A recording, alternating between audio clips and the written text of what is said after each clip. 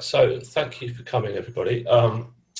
This is part of the Get Online Week and Worthing Digital's contribution towards it.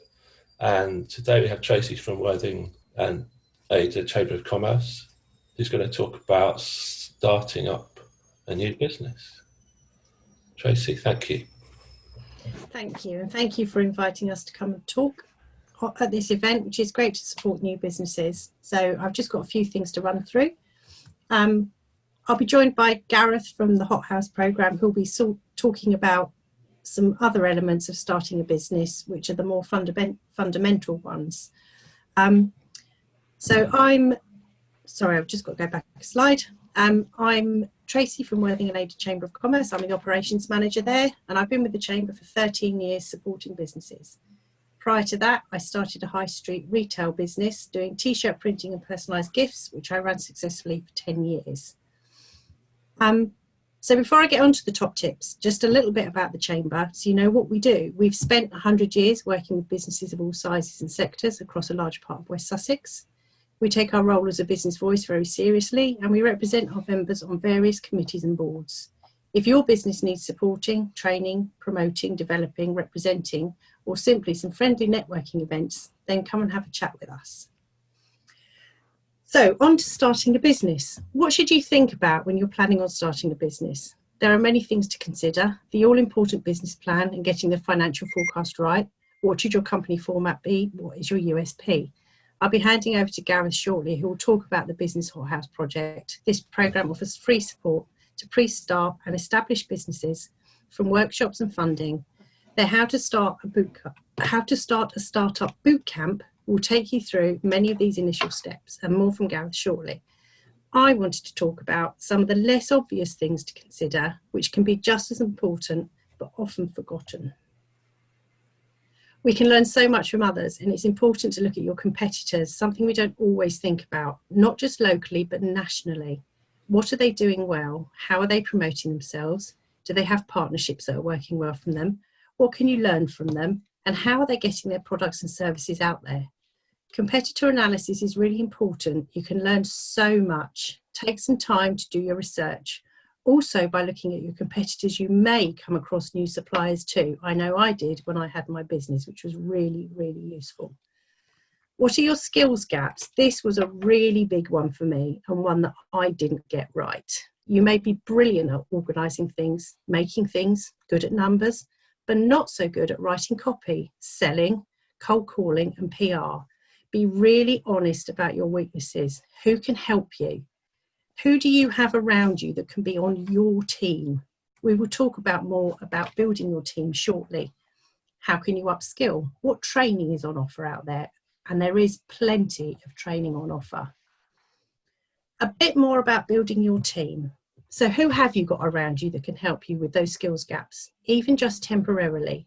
I had a really good friend in marketing who helped me with a product brochure, launching lots of new products. You may have family and friends who have some expertise in areas that you need help with. If not, what can you afford to outsource? Bookkeeping and accountancy are often an area where creative business owners particularly aren't as strong.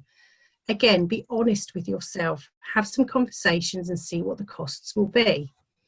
If you can't build your team in a specific area and the costs of outsourcing are too high, is there any training you can do to help you along the way, even just temporarily until you're a bit more up and running, and then you can relook at outsourcing or maybe building your team with paid members of staff? Building your network. The Chamber is all about business support and connections. Consider joining your local chamber. Make the most of any networking opportunities that are out there.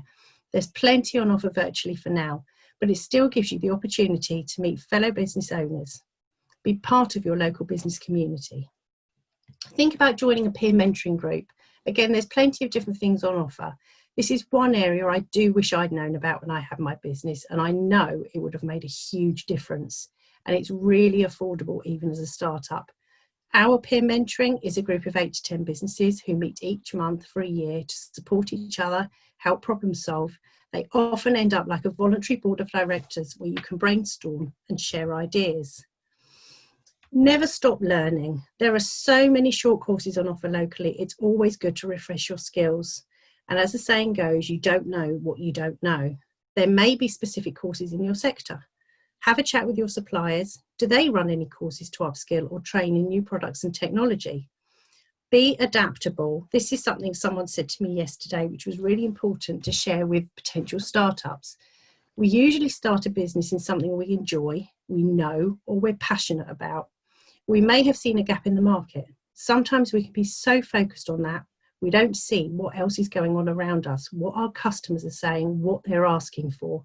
It may be they want something you aren't offering, but you could really easily add with a few tweaks. Don't ever be afraid to change direction, adapt products and services. We have a member who runs a marketing consultancy. She discovered she was brilliant at training, so she adapted her business to train business owners and teams, and she now provides a blend of consultancy and training, a win-win for her, something a few years ago she would never have considered. Onto the all-important funding. There are some funding opportunities out there and some grants. They do come and go pretty quickly, so you have got to be on the ball and get in there as soon as they come out. Keep your ears to the ground. Worthing and Ada Council currently have a growth grant, and we can share the link with you if you'd like to put your details in the chat. And Gareth will talk about the Invest4 grant funding shortly. And finally, if you're starting your business, be part of the Chamber 100. We're supporting 100 startup businesses for our centenary year. You'll receive 20 hours of training through Chichester College, creating a startup business course. We'll link you up with a mentor and, of course, support you as new businesses, along with all the other member benefits, events, training, expert hours and promotional opportunities. And there are plenty of them. And that's just a very cheap membership fee of £65 for the year. But this is not a sales pitch. It's just for us to share some information with you. If you leave your details in the chat, I'll be very happy to have a chat with you.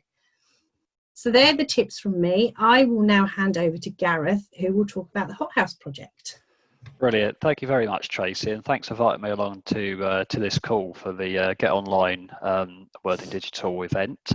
I'm Gareth here, and I work for the University of Chichester, but I manage their business Hothouse program.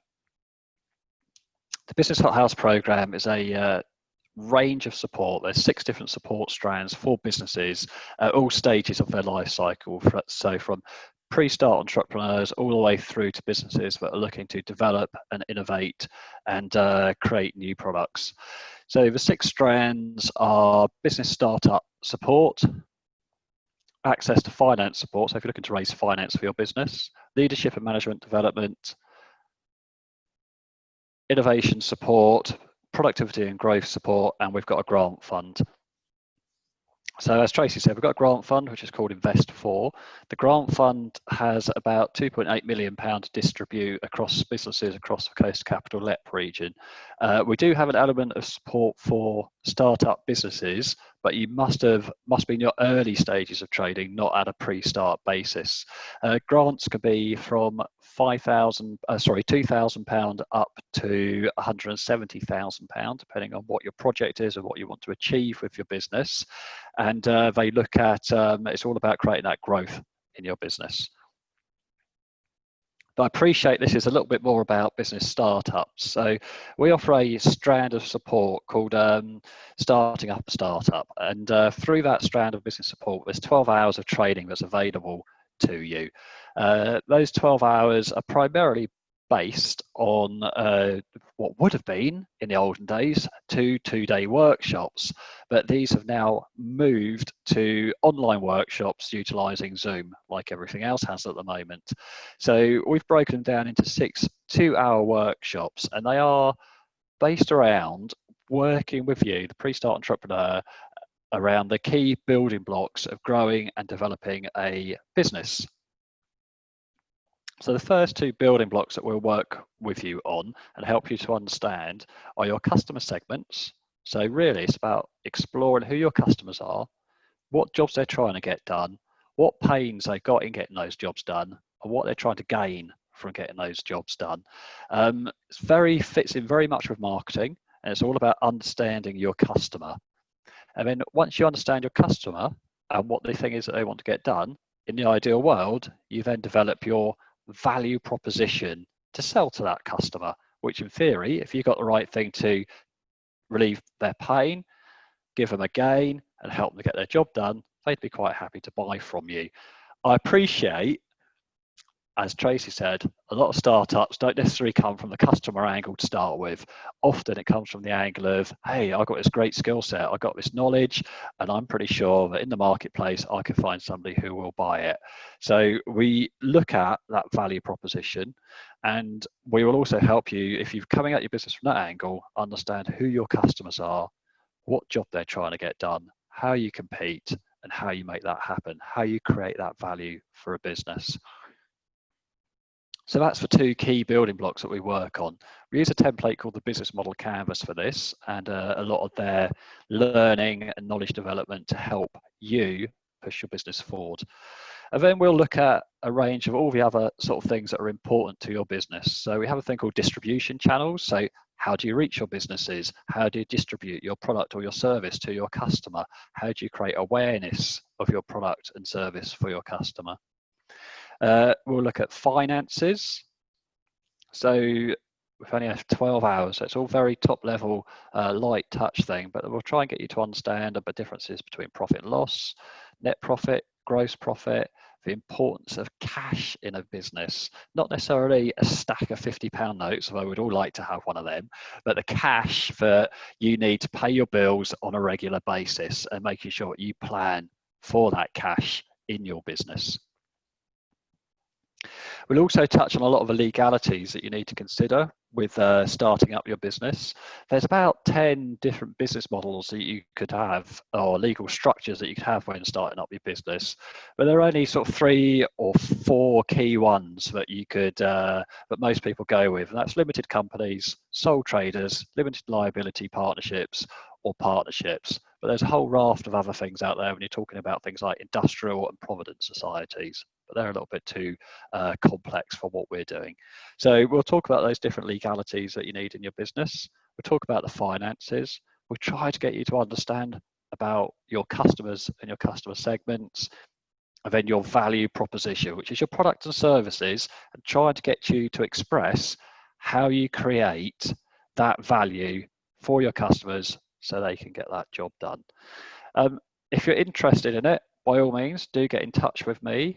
My email is g.sear@chai.ac.uk, or look me up on LinkedIn or anything like that, or just do a search for the Business Hothouse. We've got Facebook groups with lots of interaction going on, and Facebook Lives on why now is a good time to start your startup. We've got a LinkedIn community, got a Twitter community, and obviously we've got all our web pages and stuff as well. If you want to know more, do get in touch with me. I'm Gareth Sear from the Business Hothouse at the University of Chichester. Thank you very much. And if you've got any questions, let me know.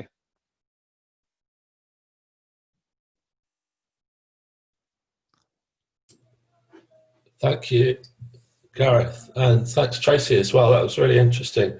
I actually have a quick question. I think I've been running my own business for about 10 years or so, and I think your points about just setting up in the right way are particularly valid right now, and building in resilience to your business early on is really important. I think what a lot of business owners are finding right now is that the rug's being pulled out from under them a bit, and if they've got that resilience and the understanding of how to adapt and adjust, they're going to survive.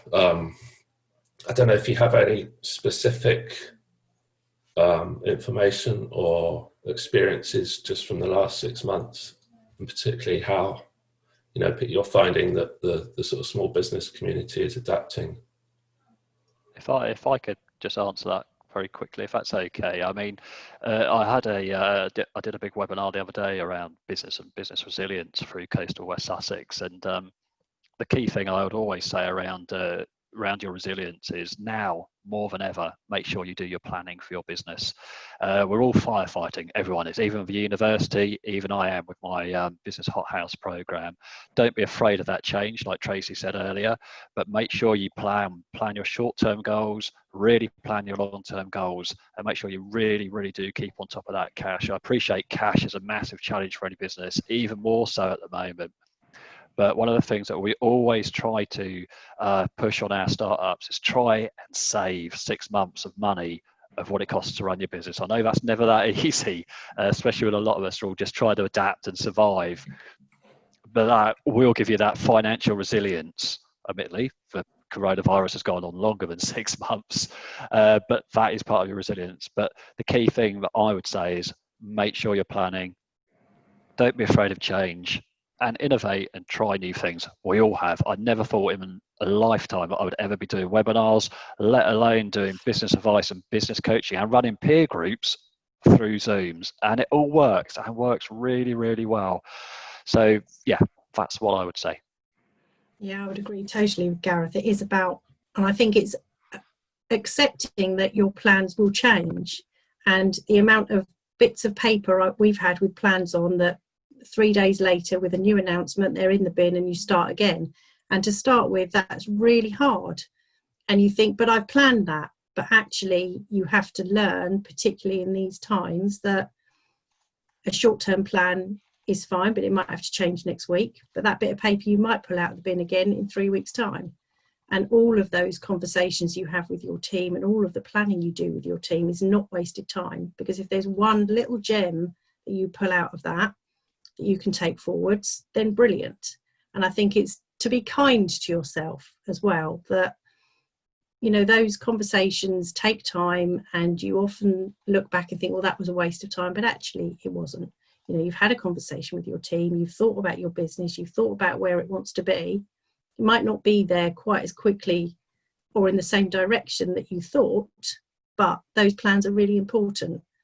And I think we're hearing at the moment a lot of businesses are kind of tentatively thinking about long-term plans, but really at the moment it is all about that short sort of 6, 9, 12 months, focusing on that as best they can and trying to get through these times and just allowing things to change. I think that's really important. We've learnt that massively. I'm a great organiser and planner and like to have everything prepared and lined up. And it's been quite hard for me to think, well, I've got to change something on a sixpence by tomorrow. And it's a skill that you have to learn. And it's an important one. Just as a follow-up, are you finding that a lot of people are setting up new businesses at the moment? Yeah, we're getting a fair number of inquiries looking at startup businesses, and I expect that at the end of furlough, I would expect that to increase, those inquiries. Gareth? Yeah, absolutely. I mean, we're getting huge numbers coming through onto our business startup Hothouse programs. I think there's that whole, everyone feels that their roles might be at risk. They're looking at starting side hustles, to use a sort of an on-trend term, but, you know, just looking at ways to create a bit of extra cash, but doing it in an official capacity. Sorry, Tracy. Yeah, I was one of the bits on my slide was dipping your toe, which I read about the other day, and I thought that was actually quite an interesting idea. That can you do something alongside what you're doing at the moment? If you want to start a business. Absolutely. So yeah, lots of people in that, and just in 15 years of working in business support, specialising in startups, is that we've always find that we have a huge uptake when there is a downturn in the economy, and that clearly relates to redundancies, job losses. But then on the plus side, people are coming out of that with some element of finance that they can potentially use to fund their startup for the first 6 months. So it does put them in that almost a stronger position to be able to achieve their dreams and ambitions. Yeah, they might have had it forced upon them, but it's now that opportunity to say goodbye to the corporate world and create something that fits much better for the lifestyle I want to lead. Penelope, I think you've got a question. You want to unmute? Can you unmute yourself? Unmuting. Okay. I was just wondering if this has to be a West Sussex thing, because I'm not anywhere near University of Chichester. I'm in East Sussex. Is it only for West Sussex people? Brilliant. Yeah, thanks for the question there, Penelope. I've also replied in the chat as well. So the Business Hothouse is primarily covering the coast to capital region, which covers from Lewes to Croydon and across to Chichester. So that sort of triangle and East Surrey. Uckfield is not too far out of the way, because Lewes District is very much part of what we do. And I think it's just up the road from Lewes District. Yeah, we're Wealdon. You're Wealdon, yeah. So generally speaking, yeah, you should be able to get the support. Okay. What we don't tend to shout about too much is that our funding comes from the European Union, and it's classed as all England funding. So we report to central government. They only care about what's happening across the country, not necessarily what's happening on a local level. But our allocation of funding is for coast to capital. If you're outside of coast to capital, what we can't do is turn you away. We still have to work with you because it's all England funding ultimately. So if you want to work with us, yes, but we don't promote ourselves outside the area. Okay, thank you very That much. makes sense. Yeah, good.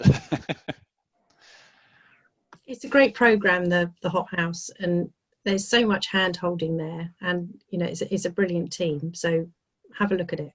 We're going to work with Gareth, with our members and anyone that's coming through on startup. So we're very lucky to have it locally, really are. Brilliant, thank you, Tracy. And it's not just startups, but the other 4 strands of the program, are really focused around established businesses. I see there's a few more people on the call here as well that might be interested in that. Yeah. Are there any more questions? Okay, well, I think we should wrap up then. Thank you so much to you both. Thank you for That's been inviting us. really interesting. Yeah, thanks for Well, having us along. anytime. I've certainly learnt something, so I might get in touch. Yeah, that's brilliant. James, if you want us to come along and talk about it at any more of your Worthing Digital events, just let me know. That'd be great. Yeah, I think this is an ever kind of, it's a sort of rolling situation, isn't it? So it might be really interesting to get you back maybe in the new year just for a bit of an update. Yeah, and we could talk about any of the other strands of the program.